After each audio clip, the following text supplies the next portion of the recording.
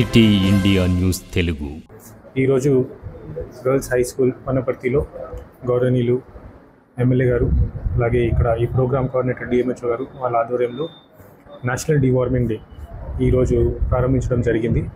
ప్రతి ఒక్క బాలికకి అలాగే అబ్బాయికి 1 నుంచి 19 సంవత్సరాలు ఉన్న వాళ్ళు ఆల్బెండిజాల్ ట్యాబ్లెట్ ఇచ్చి ఏదైతే వర్మ్స్ మన బాడీలో గ్రో అవుతున్నాయో వాటి నివారణ కోసం ఈ ట్యాబ్లెట్స్ మనం ఇవ్వడం జరిగింది.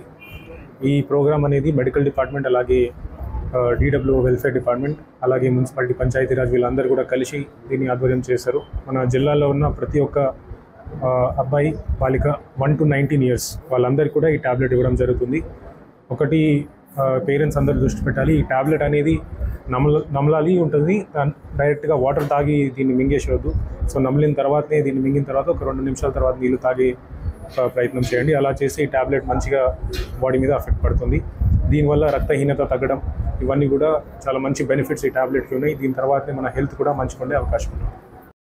ఈరోజు జూన్ 22 జాతీయ నూలి పురుగుల నివారణ దినోత్సవం సందర్భంగా ఇక్కడ గర్ల్స్ హై స్కూల్లో గౌరవ డిఎంహెచ్ఓ గారి మెడికల్ అండ్ డిపార్ట్మెంట్ వాళ్ళ ఆధ్వర్యంలో ఈ కార్యక్రమానికి మాతో పాటు ఇక్కడ వనపర్తి జిల్లా కలెక్టర్ గారు, మిగతా జిల్లా అధికారులందరూ ఇక్కడ హాజరై ఉన్నారు.